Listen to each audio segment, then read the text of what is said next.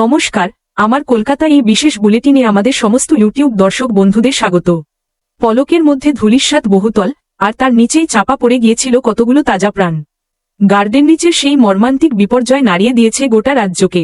তবে এই চরম সংকটের মুহূর্তে উৎসব বা আনুষ্ঠানিকতা নয়, স্বজনহারা ও ভুক্তভোগী পরিবারগুলোর পাশে এসে দাঁড়িয়েছে রাজ্য প্রশাসন। দোষীদের বিরুদ্ধে কঠোর ফৌজদারি ব্যবস্থার পাশাপাশি ক্ষতিগ্রস্তদের স্থায়ী পুনর্বাসনে নেওয়া হল একগুচ্ছ নজিরবিহীন সিদ্ধান্ত। আজ মুখ্যমন্ত্রীর উপস্থিতিতে আয়োজিত এক বিশেষ প্রশাসনিক বৈঠকে উঠে আসে এক অত্যন্ত আবেগঘন পরিবেশ, যেখানে ভুক্তভোগীরা সরাসরি তুলে ধরলেন তাদের বুকফাটা আকুতি। তেমনি অন্যদিকে প্রশাসন স্পষ্ট জানাল, এই অসহায় পরিবারগুলোর দায়িত্ব থেকে মুখ ফেরাবে না সরকার। লেবার শেষ ফান্ড থেকে স্থায়ী মাসিক ভাতা, অনাথ শিশুদের পড়াশোনা এবং আজীবন বিনামূল্যে চিকিৎসার মতো একাধিক বড় ঘোষণা করা হয়েছে এই বৈঠক থেকে। প্রতিবেদনটি অবশ্যই শেষ পর্যন্ত দেখুন এবং চ্যানেলটি সাবস্ক্রাইব করতে ভুলবেন না। চলুন সরাসরি যাওয়া যাক মূল ভিডিওতে। নমস্কার। আজকে আমাদের কোনো ইভেন্ট নয়, জাস্ট আমরা আপনাদের সাথে আছি। আমরা আমাদের সলিডারিটি এবং আপনাদের প্রতি যে সিম্প্যাথি বা সহমর্মিতা জ্ঞাপন করার জন্য এখানে এসেছি। আমার সাথে মাননীয় মন্ত্রী শ্রীমতী অগ্নিমিত্রা পাল মহোদয় রয়েছেন, মাননীয় মন্ত্রী ডাক্তার শারদত্ত মুখোপাধ্যায় রয়েছেন, মাননীয় দুজন রাজ্যমন্ত্রী উমেশ রায় মহোদয় এবং শ্রীমতী সুমনা সরকার মহোদয়া রয়েছেন, মাননীয় মুখ্য সচিব এবং কলকাতা পুলিশ, কলকাতার কমিশনার এবং আধিকারিকরা রয়েছেন। আপনারা জানেন, অত্যন্ত একটি দুঃখজনক বেদনাদায়ক ঘটনা ঘটেছিল এবং এই ঘটনার পিছনে কারা আছেন, কি আছেন, কিছুটা মানুষজন জেনেওছেন। আমরা অত্যন্ত ব্যথাতুর হৃদয় নিয়ে আপনাদের সামনে আজকে এসেছি। যে এই সরকার মানবিক সরকার, কোনো মৃত্যুর ক্ষতিপূরণ অর্থ দিয়ে হয় না। প্রথমত আমাদের চেষ্টা থাকবে বিগত সরকার বা কর্পোরেশনের যে সমস্ত ভুল ত্রুটিগুলোর জন্য এই ধরনের ঘটনা বারংবার কলকাতা শহরে ঘটছে, গার্ডেন রিচ থেকে তারাতলা, সেগুলো থেকে আমরা যাতে কলকাতা তথা রাজ্যবাসীকে মুক্তি দিতে পারি, তার জন্য সরকারের পক্ষ থেকে কি কি ব্যবস্থা নেওয়া হয়েছে মাননীয় মুখ্য সচিব সংক্ষেপে আপনাদেরকে জানিয়েছেন, যেহেতু মিডিয়ার বন্ধুরা এখানে আছেন। আমরা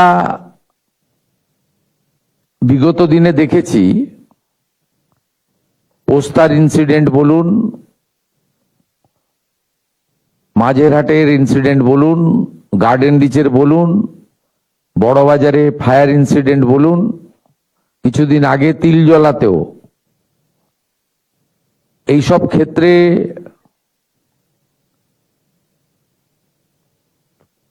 রেস্কিউ অর্থাৎ উদ্ধার কার্য যেভাবে করা উচিত সে কাজ করা হয়নি। আমরা এখানে খুশি হতাম যদি সকলকেই জীবিত উদ্ধার করতে পারতাম, কিন্তু সরকার একটা মুহূর্ত নষ্ট করেনি। স্থানীয় জনগণ, Kolkata police, Kolkata corporation, fire brigade হাত লাগিয়েছে 30 মিনিটের মধ্যে, এবং ঘন্টা দুয়েকের মধ্যে আর্মি এবং এনডিআরএফ কে যুক্ত করে আমাদের এসডিআরএফ সহ আমরা উদ্ধার কার্য করে 17 জনকে বাঁচাতে পেরেছি। এটা ভগবানের অশেষ করুণায় হয়েছে, কিন্তু আমরা 16 জনকে বাঁচাতে পারিনি। এই জন্য আমাদের বেদনা আছে, দুঃখ আছে, এবং আমরা ভবিষ্যতে চেষ্টা করব যাতে এই ধরনের ঘটনা না ঘটে। আপনারা অত্যন্ত অর্থনৈতিকভাবে দুর্বল এবং সমাজের অর্থনৈতিকভাবে পিছিয়ে পড়া মানুষ, সেই কারণে রুটি রুজি পেটের টানেই এই ধরনের ঝুঁকিপূর্ণ কাজ আপনারা করেন, আপনার পরিবারের লোকেরা করেন। আপনাদের সরকার আপনাদের পাশে, এইটুকু আমি বলতে চাই। আপনাদের মধ্যে যদি কেউ সরকারের কিছু উপদেশ পরামর্শ বা কিছু আপনাদের বক্তব্য রাখতে চান, সকলে নয়, একজন বা দুজন সংক্ষেপে আপনারা বলতে পারেন। আমরা শুনতে চাই এবং আমাদের ক্ষমতার মধ্যে থাকলে আমরা নিশ্চয়ই আপনাদের সেই আশা বা বক্তব্য পূরণ করব। ওয়্যারলেস দিয়ে দিন, বসেই বলুন, মঞ্চে আনার দরকার নেই। ওইখানে আপনি আপনার চেয়ার থেকে বলুন, আপনি আপনি আপনার চেয়ার থেকে বলুন, চেয়ার থেকে বলুন, কাউকে অ্যাড্রেস করার দরকার নেই। আপনি সংক্ষেপে বলুন, স্পেসিফিক, দুজনকে স্কোপ দেন, তারপরে আমাদের যে কাজটা আছে আমরা করব। আমি বলতে চাই যে আপনার নাম? শিউলি রজক, আমার হাজবেন্ড পাপ্পু কুমার রজক। আমার তো মাথার উপর দিয়ে ছাদ চলে গেছে, খালি এইটুখানি বলতে চাই। সরকার দিয়ে যেটা ঘোষণা করেছে সেটা তো আমার সারা জীবন হবে না। আমার একটা 14 বছরের মেয়ে আছে, তার ভবিষ্যতের জন্য আমি চাইছি যে আমাকে যদি কিছু কাজ দেওয়া হয় তাহলে আমার খুব হয়। তাই বলতে চাইছি আমি, যেরকম জানি কে আর কে জন্য ক্ষতি না হয়, এত লোকের জীবন নিয়ে টানাটানি হয়েছে। না ঠিক আছে, আমরা আছি আপনার পাশে। অন্য কেউ যদি আরেকজন বলতে চান। हम लोग काम करने गए थे सर, हम लोग नहीं जाने कि ऐसा घटना होगा। ये तो इंजीनियर के ऊपर गलती है। जब जड़ मजबूत नहीं होगा तो छत कैसे माथा मजबूत होगा।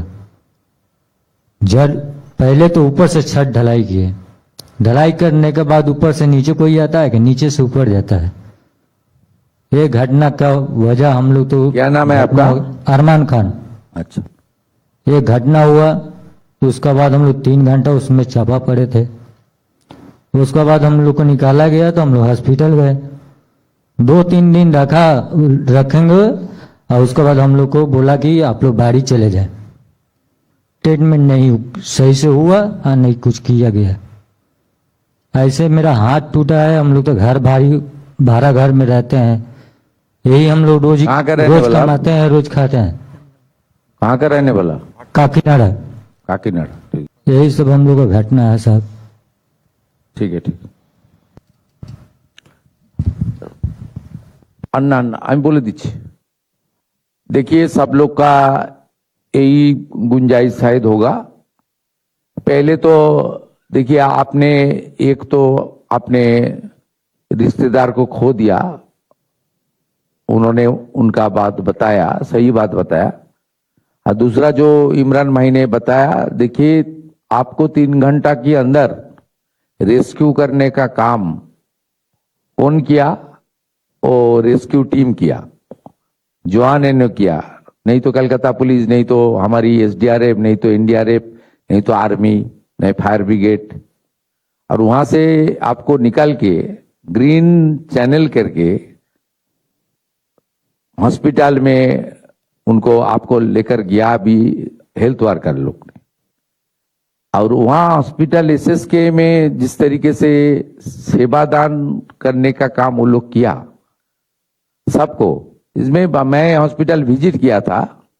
कुछ लोग तो बुरी तरह घायल था, उनका तो सेंस भी नहीं था।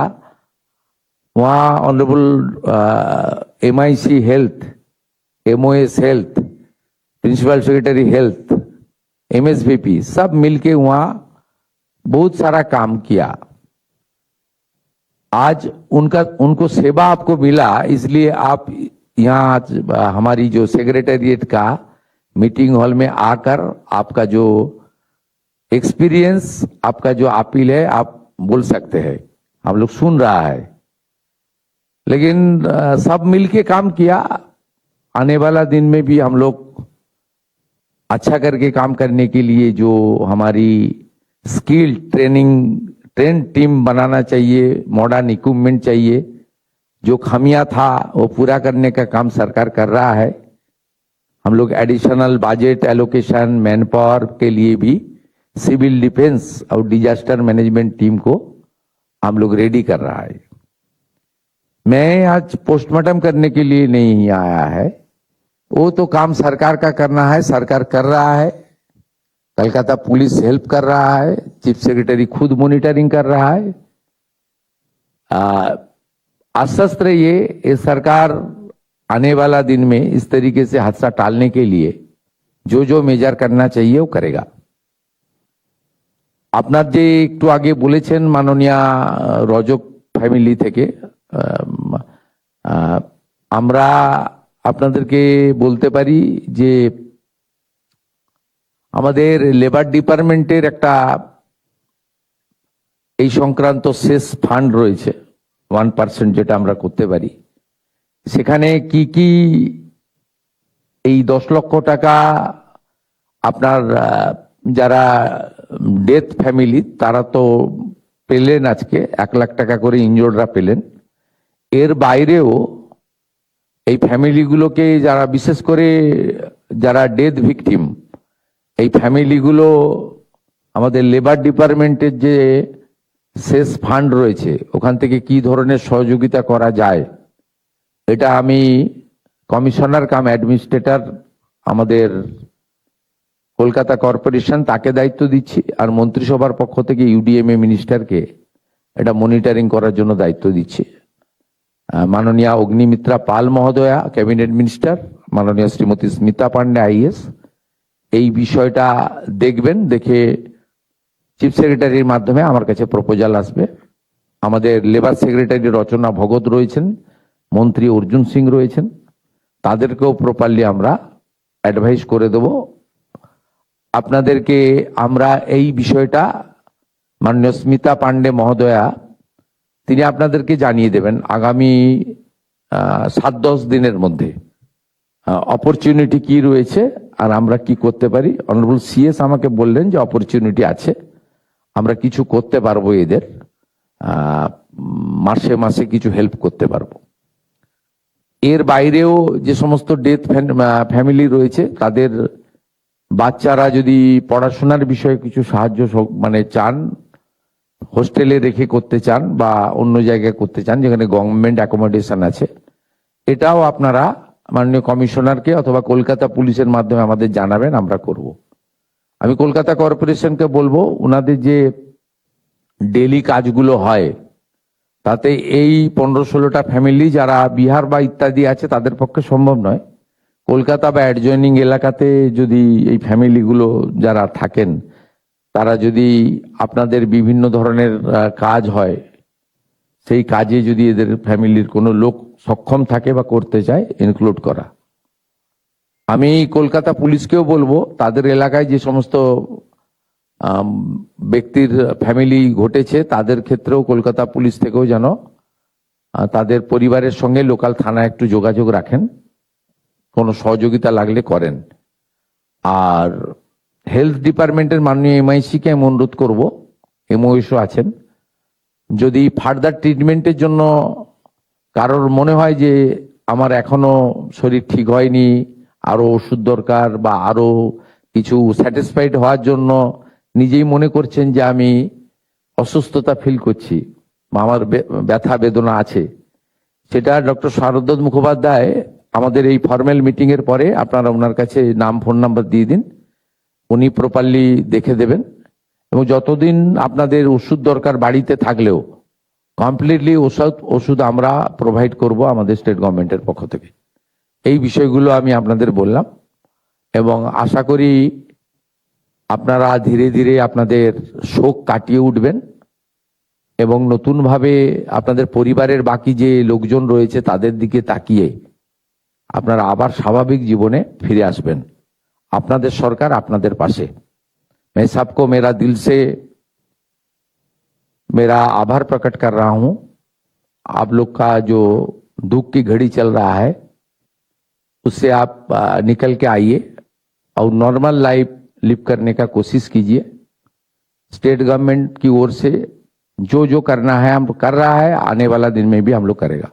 सब अच्छा रहिए, सही सलामत रहिए, भगवान का पास यही मेरा प्रार्थना है। इसी के साथ मैं मेरा बात यहाँ खत्म करता हूँ।